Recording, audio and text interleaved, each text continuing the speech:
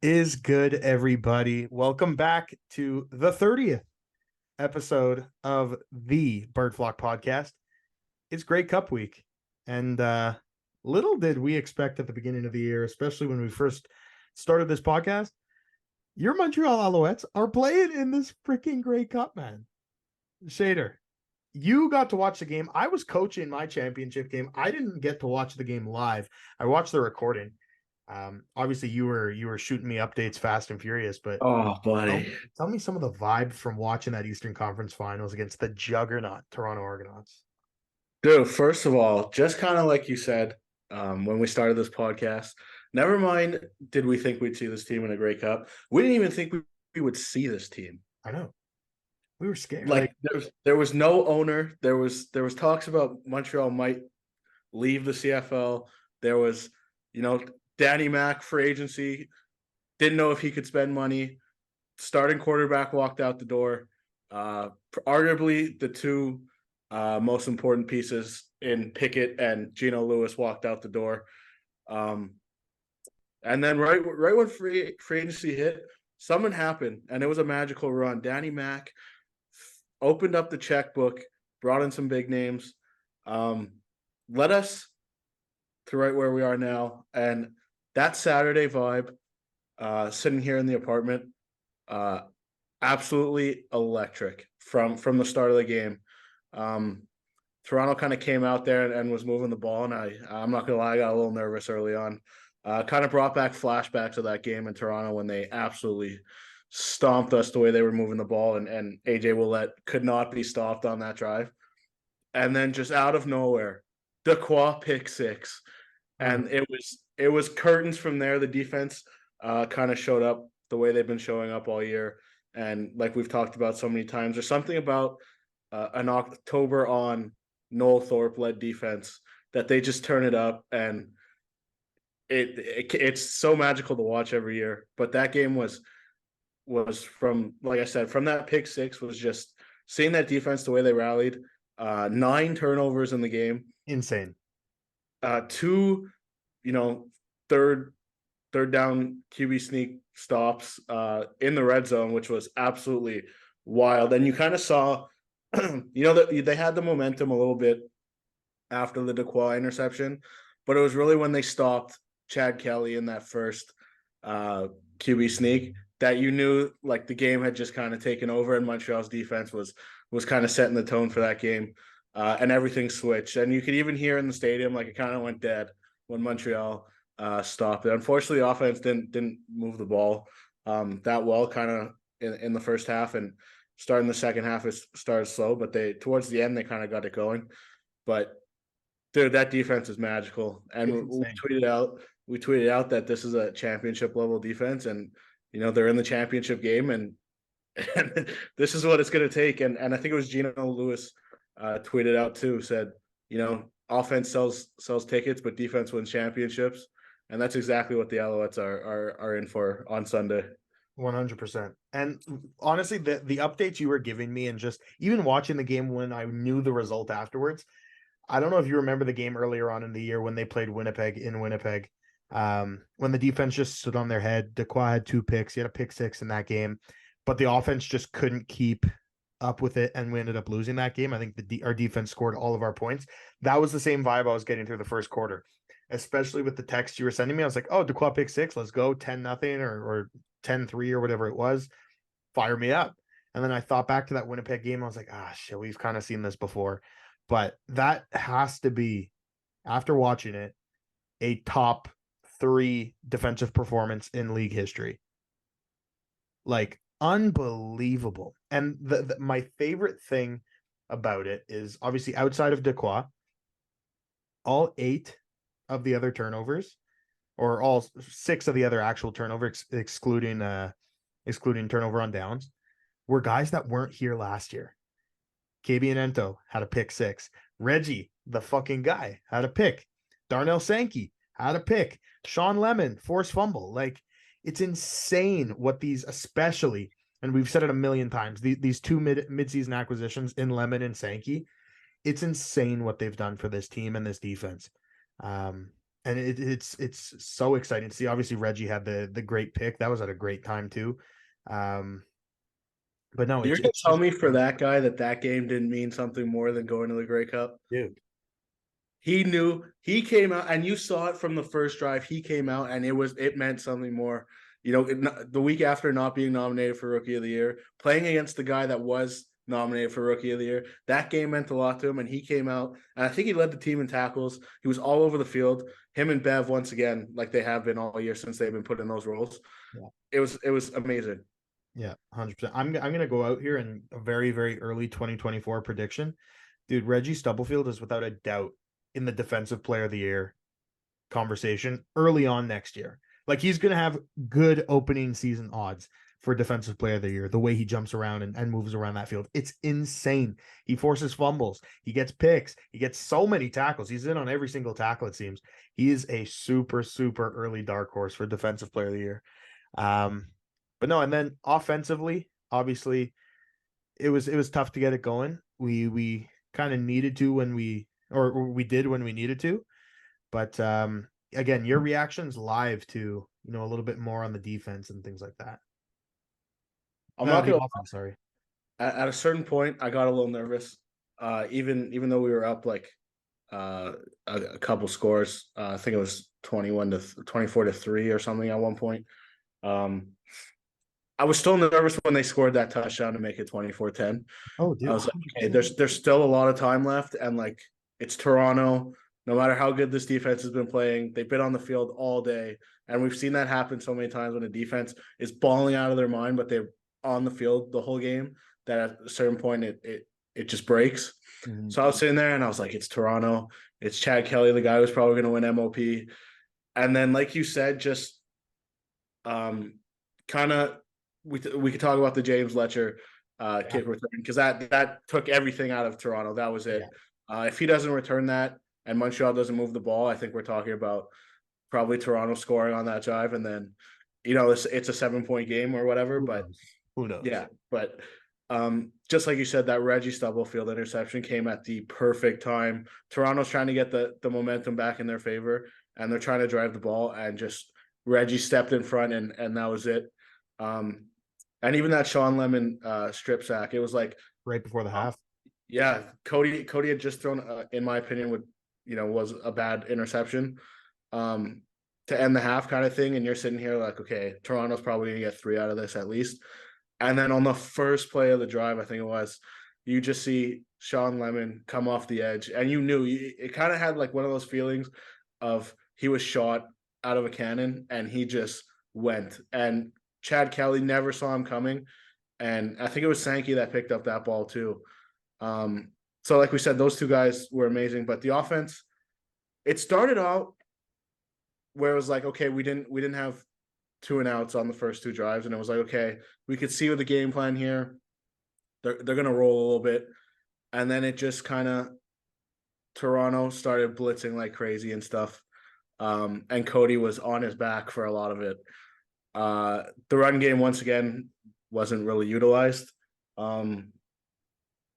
so I think that being one dimensional didn't really help us here, but I think there's a way that this offense will get going, because I think seeing it early in that half, they made it a point to kind of use Tyler Snead on short routes to let Cody get the ball out of his hand quick, and that's exactly what they're going to need against a team that just put up 10 sacks against VA and the BC Lions. They're going to need those quick routes. Tyson Philpott, I think, is going to have a huge game this week. He's going to have to under those short routes. And Tyler Snead too. I don't know how much Austin Mack is gonna kind of be a factor, which is kind of crazy to say, because of it depends how much time Cody has. But Tyler Snead and Tyson Philpott, in my opinion, are gonna have two big games this week, and they're gonna need to have 2 big games. Which is, we haven't spoken, but obviously we spoke with Tyler Snead and had him on the show. But dude, any other year, Tyler Snead is in the Rookie of the Year conversation too. There's just been so many rookies, and especially with Reggie on this team, Tyler Snead is absolutely in the conversation for one of the best rookies this year. Obviously, the 3-touchdown game doesn't hurt for his stats, but he has been consistent all year long. But yeah, no, I completely agree. I haven't taken a look much at the injury report or anything like that, but is there anyone we can expect back that potentially for this game or Like you said, I haven't really looked at it, but I'm sure guys that were kind of on the cusp of playing. I'm sure guys like Keon and Pio Lestage are going to be on that field. yeah. Um, it's the biggest game of their career. They're gonna do everything they can to get on that field, and that's another kind of thing for the O line. They get their nominee for offensive lineman of the year in Pio Lestage back.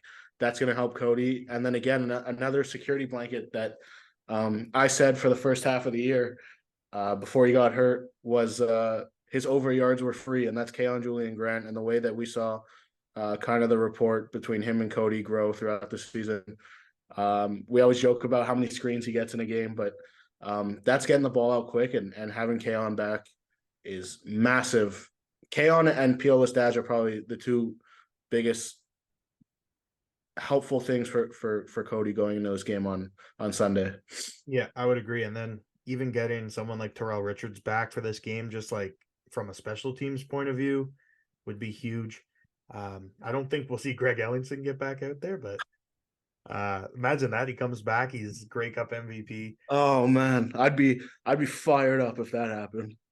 But dude, like it's just crazy. Like I think all of Saturday, all of Sunday, I was just there like I cannot believe the Owls are going back to the Grey Cup. Are I going, woke up Sunday morning and it was kind of like, did that happen? dude.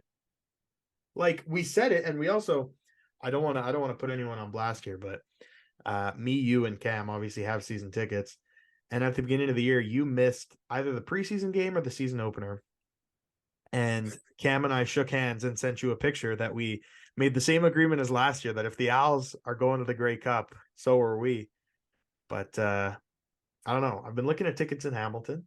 I'm waiting for the salty ass Argos fans that pre-bought their tickets, like the cocky shits they are, to come to their senses and sell them at a loss to me. But um, no, I would love to make my way down to Hamilton. Obviously, Montreal, like you guys could see from a lot of the guys' stories and all that, they've already made their way down to Hamilton, which is so fun, especially for some of these young guys that have never been there before.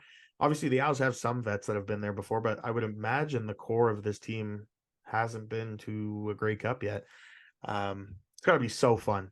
A whole week down there, obviously, media stuff to do all week. Like you're the biggest talk of the town for a whole week. I think that's going to be really exciting. Yeah, and just looking at the team, like you said, most of the core hasn't been there. Off the top of my head, the only guy I could think of, kind of in the starting offense, aside from Cody Fajardo, who's been there, but as a backup, the only guy I could think of is Jameson. That was not Jameson, sorry, Justin Lawrence, Justin Lawrence. Yeah, who was there last year. last year. I mean, that's the only guy off the top of my head I could think of. Except for I think Greg Ellingson, but I don't really consider him right now in the starting offense. I don't know. Christian Matt's like 80. He didn't play with Calvillo. No, I'm pretty sure he said it in the. I was watching a bunch of the guys' Instagram lives Yeah. after the game, and I'm pretty sure he stood up and said this was his first game going to the Grey Cup. So I think it's just our boy Lawrence That's crazy, man. returning, and he came and remember talking to him. He said the reason he signed in Montreal is because he believed this team was going to win a Grey Cup, and they were close. And we didn't really think it'd be this year, but I'm fired up that it is. Like it's crazy. Like I listen to TSN 690 too, and the thing that they bring up a lot on there, like whenever they talk about the Owls, is how at the beginning of the year, Danny Machocha literally had his hands tied. He could not spend money. He was told by the ownership, you can't spend $1 right now. We couldn't re-sign anyone. We couldn't sign anyone. How is this team on their way to the Grey Cup? It blows my mind. And again, we've said it all year, but like just praise to what Danny Mac did, man. He did a lot with not a lot. Like the pieces he brought in have been unreal. His biggest mistake, and I think the entire city of Montreal owes him a public apology, but cutting Reggie Stubblefield out of camp is just like crazy to me. But he found him. The scouting team found him somewhere somehow and brought him into the city. But absolutely crazy. So I there's think it's eight time, other Shane. GMs. Sorry, go kicking ahead. themselves. 8 other GMs Oh, yeah. kicking themselves that they did not pick him up when he was free for what, 3 weeks, 2, 3 Yeah. weeks. And like talking to Reggie, he was so hungry. He would have gone to the first team that picked up the phone and he would have gone to Saskatchewan and lived in the fucking prairies and fucking. He didn't care. He did not care. He would have gone anywhere. And now there's definitely 8 other GMs saying, "What the hell did we miss?" Yeah. So I think it's time to preview the game. We haven't even spoken about who we're playing. So in the West Final, obviously we had the Winnipeg Blue Bombers beating the BC Lions. We won't get into that game too much. I really would have loved to play the Lions just to play VA. I think that would have been such a cool story. Like it would have been so there would have been so much content leading up to actual game day, but playing the biggest dynasty in recent CFL history in the Winnipeg Blue Bombers. Um I don't know. Like there's not much more to say outside of the fact that it's a really good team. Like they're a good team. They've been there before. They have the best coach in the CFL. They have the best quarterback of the last decade. What are your thoughts just going into the game, and what do the Owls specifically have to do to win on Sunday? I think kind of listening a little bit to Jason Moss speak, he said it right. They kind of asked about how Montreal hasn't really been here before. And his answer was basically, yeah, 4 years ago, neither was Winnipeg, and they won that game. So I think he kind of said it right. Is it doesn't matter at a certain, experience matters a little bit, Mm-hmm. but Winnipeg also lost it last year with all their experience that Toronto didn't have. Um, it's possible that this young, hungry team in Montreal that just beat kind of the best team in CFL history, or labeled the best team in 100%. CFL history, kind of routed them in their home building with the biggest crowd ever. It's something to put respect on these guys' names, and kind of the underdog story that Montreal's bought into all year. Cody came in and said this wasn't a rebuilding season. Love that. That quote goes in the Hall of Fame. And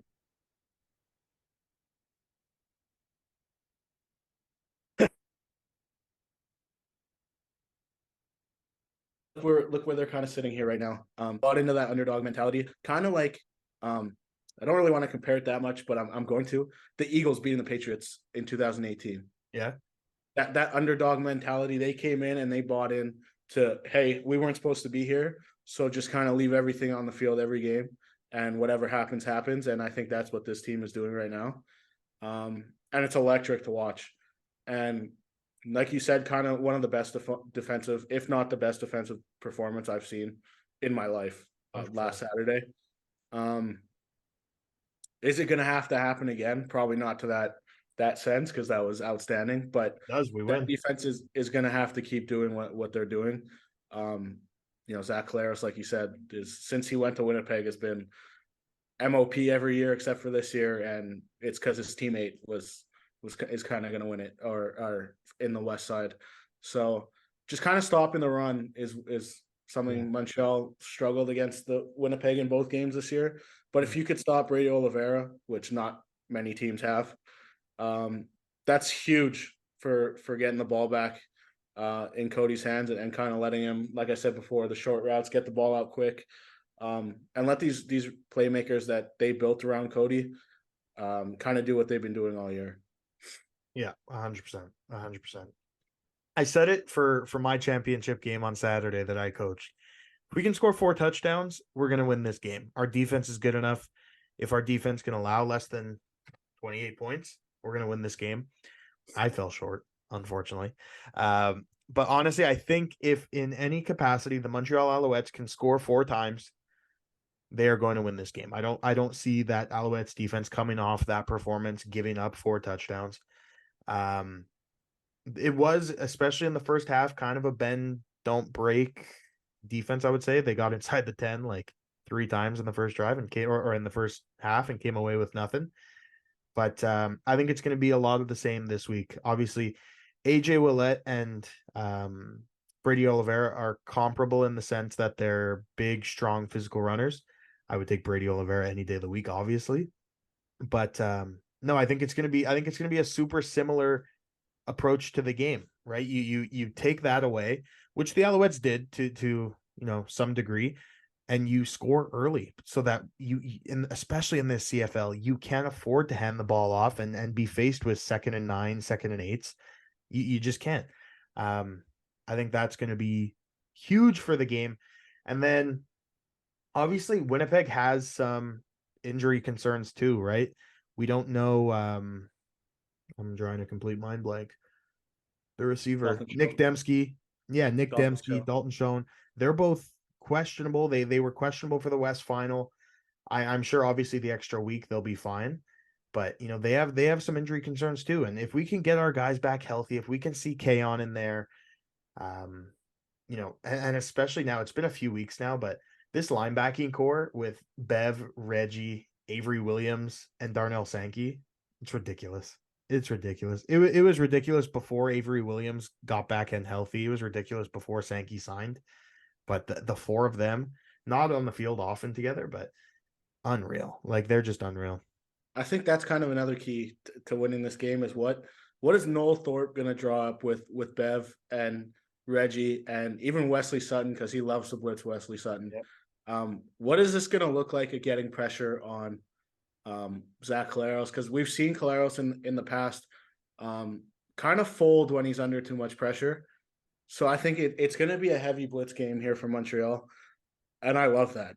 I love seeing Bev and Reggie kind of race to the quarterback. Yeah. Sean Lemon, first ballot Hall of Famer, in my opinion. And then just the way a guy that we haven't talked about a lot, another rookie, the way Luol Uguak has looked the back half of the season, he played fantastic against Toronto and wasn't really talked about because of guys like Reggie and Sankey and Lemon. He's kind of a forgotten piece on this team. If you want to look at it this way, he's the reason JD got released. And the way he played, obviously we miss JD. We were big fans of JD, but he earned his playing time week in and week out, and he's looked fantastic ever since he's gotten that expanded role. So that's not a guy you could forget about if you're Winnipeg. And even Sankey, the way that Noel Thorpe's kind of been using Sankey in the blitz game. He's drawing up some creative blitzes. You look at Mustafa Johnson in the middle. This front seven for the Alouettes is ridiculous, and it's something that Collaros, like I said, it has been a little bit panicky when he's under pressure sometimes. Mm-hmm. So you got to come out and you kind of got to hit Collaros early. And I think Noel Thorpe and his defense are kind of the best to do that at this point. Yeah, and then flipping over to the offensive side of the ball, if you've watched just a few episodes of the Bird Flock, you've probably heard this mentioned in as many episodes as you've watched. Dude, I just think if you're going to do it, this is the week. You got to find a way to get Fletch in the lineup. Like, it's so sad. At this point, we're in the Grey Cup. I don't get why you re-signed him. I don't get it at all. He would have gone somewhere and been a huge piece of a puzzle, but we're not letting him. I don't get it. And it's probably not going to happen in the Grey Cup because it hasn't happened all year, but now is the time to get Fletch in the lineup. He's such a dynamic, electric piece, and he complements William Stanback so fucking well. Excuse my language. He complements him so well. And I just don't get how they haven't found the ability to fit him in the lineup. Maybe, again, I don't know how the ratio has been working, but maybe with Kaon coming back, you have that extra Canadian spot used up. You can fit an extra American in there somewhere and have Fletch in there. But I think for the Grey Cup, and it depends on the weather too, getting into November, snow becoming a threat, I think you have to have Stanback, Fletcher, and Antwi all dressed for this game. Yeah, I think absolutely. It's no secret I might be Walter Fletcher's biggest fan in Montreal. Like you said, every week I've kind of questioned how he isn't in the lineup, but yeah, no secret there to people that listen. But just like you said, he complements William Stanback so well, and looking at the betting lines, it started as -7.5 for Winnipeg. It's kind of now moved to -8.5. It's a game that you're probably, based on the way that both games went against Winnipeg, you're probably going to have to pass the ball a lot. Yeah. And there's no better running back in this offense to do that than Walter Fletcher. And that's not saying that Antwi and Stanback can't do that, because they have proven all year that they can. But there's no one, we saw it last year in this offense. Well, Walter Fletcher with the ball in his hands out of the backfield is a mismatch every single time on a linebacker. There is not a linebacker in this league, aside from probably his teammate, Reggie Stubblefield, that can cover Walter Fletcher. No. At the linebacker position. Now, if you have a halfback on him, that's a different story. But we're talking pure lined up in the Sam or Will. If you have a mic on him, then you just don't know what you're doing. But so I think he's got to be on this roster. Is he gonna be? I would bet probably not. But I'm praying that he is, and I would love to see that guy kind of make plays in the open in Hamilton on Sunday. I would absolutely love it. Oh man, I just like, I don't even know what to say. Like, I didn't prepare anything over the last few weeks because, in all honesty, call me a bad fan, I did not expect this. Like, look, I don't think anybody really expected it. I think, talking to some of my friends today and asking me about bird flock and asking me kind of how excited I am. One of them said it kind of the best. Is we were hopeful we'd be here, but we weren't expecting to be here, type of thing. 100%. That was the best way. And I think, no matter how much we try and say we thought Montreal would be here, even the players know that we're lying if we say we expected Montreal to be here. 100%. So, like we said, hopeful that we win this game. And honestly, we're at the point where I'm bought in. I am bought in. Oh no, I genuinely think we're gonna win. I'm bought in. I genuinely, dude. Yeah. I wouldn't fuck with a team this hot. It was kind of like the Habs when they went to the Cup final. It was like, okay, if they get there, if you don't believe at this point, why are you here? Yeah. Like, why not? Why not?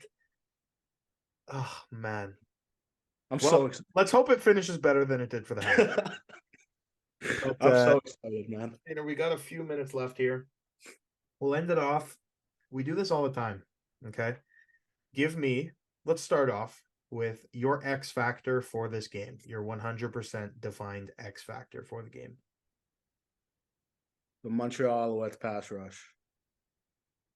Any reasoning behind it, or just stay dominant? Just kind of like what I said before, kind of fluster Caleros and not let him get the ball off. Kind of to those big three receivers that Winnipeg uses so well. Yeah. I'm going complete opposite. I'm going Al's O-line. We need to keep Cody upright. They were my second, yeah. Keep Cody upright by any means necessary, which in the second half of the year was a great improvement over the first half of the year. I think Pio Lestage coming back is going to be great. He shores up that O-line. He is the best player on that O-line, in my opinion. And I don't really care who it is, as long as Justin. And not for nothing, he started off slow, but Nick Callender has been fantastic in the back half of the season. I love him. He's been unreal. And dude, stepping into a starting spot and playing a lot, Jamar McGloster has been a dog too. Yeah. Like, he has been very, very good. So that's my X factor. Keep Cody upright. And obviously on the flip of it, give Stanback and Antwi and hopefully Fletcher some lanes to run through, because the Grey Cup, we all know it's Canada. It's November 14th today. It'll be November freaking 18th or 19th or something. It's going to be cold. It might snow, right? Like, just nothing better than a snow game. Nothing better than a snow Grey Cup. But no, just give them lanes to run, keep Cody upright. I think that's a huge factor in the game. That's without a doubt my X factor. If the Owls offense, because at this rate, it seems like the Owls defense or special teams is good for a touchdown a week, which is mind-blowing to say, but it seems like they're good for a touchdown a week. If the Owls offense can score 3, I think we're in great shape. All right. Agreed. Give me your official 2023 Grey Cup score winner and score prediction. I would just like to, before I say this, say that in games at Tim Hortons Field this season, Montreal is 2-0. Winnipeg is 0-1. Ladies and gentlemen, on Sunday night, you will be seeing that Grey Cup handed to Cody Fajardo. The Montreal Alouettes, 25. The Winnipeg Blue Bombers, 22. The Owls defense gets it done on the last drive. Man. All right. Well, I said it all show. If the Owls can score 4 touchdowns, we're in business. In my prediction, the Owls score 4 touchdowns. Baby. Final score 34-31 Montreal. David Cote, game-winning field goal for his home province with under a minute to go, and then the Owls defense gets it done. Bro, and Reggie Stubblefield comes down with a pick on a Hail Mary, and for whatever reason, like he always does, tries to run it back instead of taking a knee, and people start storming the field, but he's still trying to score. And then finally, Tyrese Beverett tackles Reggie Stubblefield, and the Owls win the Grey Cup. Bro, if Cote hits a walk-off field goal, I'm gonna tear my apartment to shreds in excitement. Dude. You're gonna want a camera in my apartment because I'm gonna run through this apartment. I'm gonna run through a wall if he kicks that field goal. So I'm going streaking on the streets of Sherbrooke if that happens. All right, Shaner, give me your 2023. Now that we know the Alouettes are winning the Grey Cup, your 2023 Grey Cup most outstanding Canadian.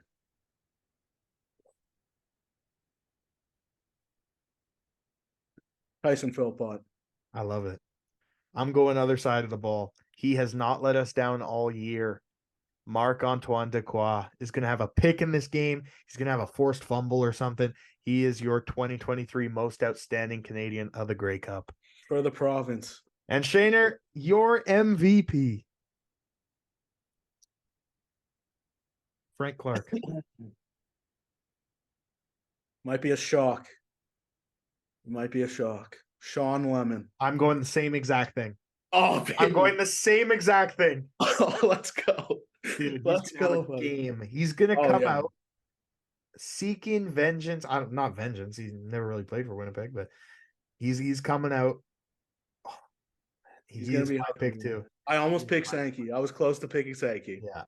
Oh, dude, what midseason acquisitions? I've never, ever in my life, off the top of my head, can I think of 2 guys coming in mid-season having bigger impact off the couch? By the way, yeah, not trades, not trades. Maybe Sankey kind of played in another league. He played in the XFL, but whatever. He was on break for a while. Mm-hmm. Off the couch, these guys came in. Crazy. We were begging for a pass rusher. What does Danny Mac do? Goes out and gets a first ballot Hall of Famer. Goes out and gets you the best pass rusher of the 2010s, probably. And then we're begging for a linebacker when Williams goes down. What does he do? Goes out and gets probably the best emotional leader I've seen in a long time. Ever. Yeah. Amazing. Danny Mac, there's no GM of the year, but you have the GM of the decade if they win this game, all right? Absolutely. Absolutely. Well, Shaner, the clock here on our free Zoom is counting down pretty quickly. So I think we're going to go ahead and end it here. Stay tuned to the Bird Flock Instagram all week. We're going to have content there all week. But Shaner, any last words here before we end her off? I don't know if I'm more excited or more nervous. I'm excited. I'm like talking to you now, just got the excitement levels, but all day I've been nervous. Yeah. So I don't know. It's going to be a long week. The Owls in the Grey Cup since I was like 12 years old. I was 10 the last time they went into a Grey Cup. AC starting at QB. Ben Cahoon, Jamel Richardson, S.J. Green. What a squad. Times were different.